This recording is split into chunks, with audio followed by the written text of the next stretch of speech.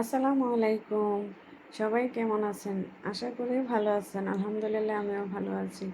সবাইকে ফাতেমাস কিচেনে স্বাগতম জানাচ্ছি নতুন আরও একটি রেসিপি দেখার জন্য।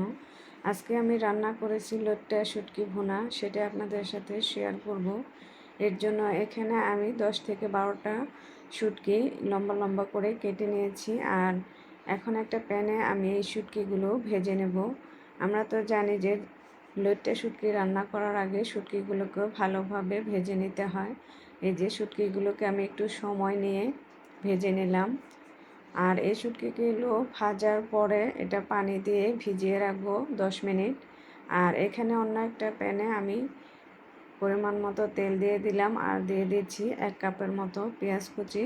আর শুটকিটা রান্না করার সময় আমি একটু তেল বেশি ব্যবহার করি বা পেঁয়াজটাও একটু বেশি ব্যবহার করি। আর এদিকে আমার পেঁয়াজটা ভাজা হয়ে গেছে। এখানে আমি সামান্য পানি দিয়ে দিচ্ছি যেন পেঁয়াজটা পুড়ে না যায়। আর দিচ্ছি পরিমাণ মতো লবণ, হাফ চা চামচ আদা বাটা, রসুন বাটা, হাফ চা চামচ মরিচ গুঁড়া, হলুদ গুঁড়া, ধনে গুঁড়া, জিরা গুঁড়া, সব মশলা দিয়ে আমি পেঁয়াজের সাথে ভালোভাবে নেড়েচেড়ে মিশিয়ে নেব। আর শুটকিটা কিন্তু একটু ঝাল ঝাল করে রান্না করলেই খেতে বেশি ভালো লাগে, কিন্তু আমার হাজব্যান্ড ঝাল খেতে পারে না, সেই জন্য অল্প ঝাল দিয়ে শুটকিটা রান্না করে নিলাম।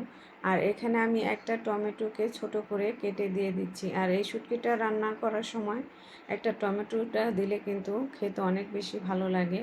আর সামান্য পরিমাণে পানি দিয়ে এখন এটাকে আমি ভালোভাবে কষিয়ে নিয়েছি। আমি অনেকটা সময়ে কষিয়ে নিয়েছি। এখন এই যে দেখেন কষানো কিন্তু হয়ে গেছে, টমেটোগুলোও গলে গেছে। এখন আমি দিয়ে দেব আগে থেকে যে শুটকিটা ভেজে রেখেছি, এটার মাঝখানে যে একটা কাঁটা থাকে সেটাকে আমি ফেলে ধুয়ে পরিষ্কার করে নিয়েছি। এখন এই মশলার মধ্যে শুটকিটা দিয়ে দিলাম আর সাথে দিয়ে দিচ্ছি 4-5টা কাঁচামরিচ। কাঁচামরিচটা চাইলে আপনারা মাঝখান থেকে কেটেও দিতে পারেন, আমি আস্ত দিয়ে দিচ্ছি যেহেতু আমার হাজব্যান্ড ঝাল খেতে পারে না। আর এখন এখানে আমি 4 থেকে 5টা রসুন মাঝখান থেকে কেটে দিয়ে দিচ্ছি। আর যখন আমি এই লইট্টা শুটকিটা ভুনা করি, এইভাবে রসুন দিয়ে ভুনা করি, তাহলে আমার কাছে খেতে ভীষণ ভালো লাগে। এখন ঢাকনা দিয়ে ঢেকে আমি শুটকিটাকে রান্না করে নিয়েছি। আর এই যে দেখতে পাচ্ছেন যে পরিমাণে আমি ঝোলের পানি দিয়েছি, পুরোটা ঝোলের পানি কিন্তু শুকিয়ে গেছে। আর এটাকে আমি আরও কিছুক্ষণ রান্না করব, শুকনো শুকনো করে রান্না করব। আর এই যে শুটকিটা আমার রান্না হয়ে গেছে, এখন নামানোর আগে দিয়ে দিচ্ছি ধনেপাতা। ধনেপাতা দিয়ে আমি শুটকিটাকে নামিয়ে পরিবেশন করে নিয়েছি। এই যে একটা প্লেটে পরিবেশন করে নিয়েছি। দেখতে পাচ্ছেন দেখতে যতটা লোভনীয় মনে হচ্ছে, খেতে কিন্তু তারও বেশি মজা।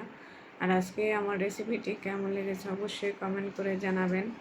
ভালো লাগলে লাইক শেয়ার করবেন। আর যারা পেজ থেকে দেখবেন পেজটা ফলো করবেন। আর যারা আমার ইউটিউব চ্যানেলে নতুন তারা আমার চ্যানেলটিকে সাবস্ক্রাইব করে চ্যানেলের সাথেই থাকবেন। সবাই ভালো থাকবেন, সুস্থ থাকবেন। আল্লাহ হাফেজ।